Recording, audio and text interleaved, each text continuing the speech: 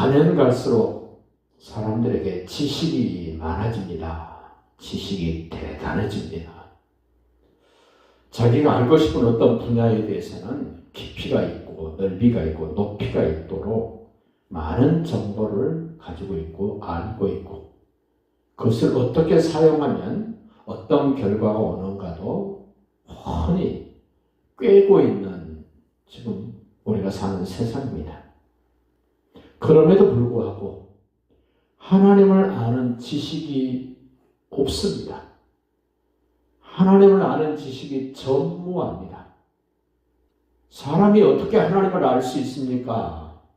성경을 통해서 보면 하나님을 알게 됩니다. 성경은 계속해서 말씀합니다. 너희가 내가 여호와인 줄 알게 될 것이다. 너희가 여호와를 알아야 된다. 성경은 반복적으로 하나님이 어떤 분인가를 우리에게 보여주시고 나타내 주시고 확인시켜 주십니다.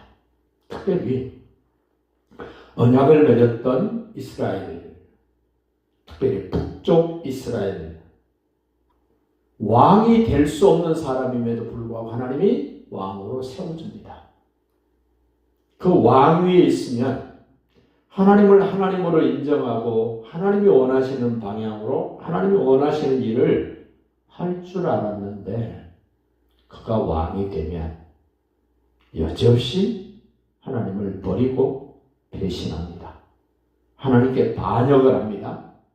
우상 숭배를 합니다. 자기뿐만 아니라 자기 가족, 자기가 통치하는 나라 백성들까지 우상 숭배를 하게 만들고 하나님 앞에 죄를 짓게 만들고 하나님의 진노를 사게 됩니다. 이런 역사는 옛날뿐만 아니라 지금도 자행되고 있고 앞으로도 계속될 것입니다. 그런 가운데서도 남쪽 유다, 하나님이 그래도 보장해 주시고 챙겨주셨던 다윗의 후손들, 그 왕위가 끊어지지 않을 것이라고 말씀하셨던 다윗과 맺은 언약, 사무엘하 7장의 그 말씀을 그래도 하나님은 다윗 후손들에게 예수님이 오시기까지 베푸시고 베풀어 주시는 것입니다. 오늘 16장 8절 보십시오. 유다의 아사왕 제26년에 다윗의 계통으로 왕위를 이어가고 있는 남쪽 유다의 아사 왕은 왕이 된 지 지금 26년 됐답니다. 그런데 북쪽 이스라엘은 여러 왕이 바뀌고 왕조도 바뀌었습니다. 이제는 남쪽 유다와는 달리 북쪽 이스라엘에 어떤 일이 벌어지나 보십시오. 9절입니다. 엘라가 디르사에 있어 왕궁 맡은 자 아르사의 집에서 마시고 취할 때에 그 신하 곧 병거 절반을 통솔한 군대 지휘관 시므리가 왕을 모반했다, 배반했다, 역적을 일으켰다. 시므리가 왕이 되어 왕위에 오를 때에 바사의 온 집안 사람들을 남자든 친척이든 친구든 남기지 않고 다 쓸어 죽였다. 이 끔찍한 일을 시므리가 합니다. 시므리가 왜 이랬습니까? 11절 소개합니다. 바사의 온 집을 멸하였는데 선지자 에후를 통하여 바사를 꾸짖어 하신 여호와의 말씀같이 되었다. 하나님의 사람 에후를 통해서 말씀을 하셨습니다. 바사야, 네가 계속 여로보암의 길로 가고 하나님을 대적하고 반역하고 우상 숭배를 계속하면 너 여로보암의 집같이 된다. 내가 너 싹 쓸어버릴 것이다 라고 말씀하셨을 때 바사가 경고를 받아들였다면 이러한 일은 없을 텐데 여전히 하던 대로 합니다. 고집스럽게 합니다. 자기 마음대로 합니다. 하나님의 사람들은 그럴 수 없습니다. 내가 하나님의 사람인지 아니면 하나님이 버리고 쓸어버리게 될 대상인지를 우리 자신 나름대로 점검해 보시기를 바랍니다. 이제 시므이가 왕이 된 지 며칠, 오늘 성경은 7일이라고 합니다. 15절 보십시오. 유다의 와사왕 제27년에 남쪽 유다는 여전히 다윗의 후손이 왕위를 이어가는데 북쪽 이스라엘은 급변하고 급변합니다. 유다의 아사왕 제27년에 시므리가 디르사에서 7일 동안 왕이 되니라. 고작 왕을 죽이고 역적 모반한 일을 해서 결국 자기가 왕 된 지 7일 만에 스스로 목숨을 끊는 이 시므리 왕조. 왕이 된 지 7일 됐는데 그때 백성들이 블레셋 사람에게 속한 기프도를 향하여 진을 치고 있었다. 블레셋과 지금 싸우고 있는 겁니다. 그 진중에서 어떤 사람은 소리를 칩니다.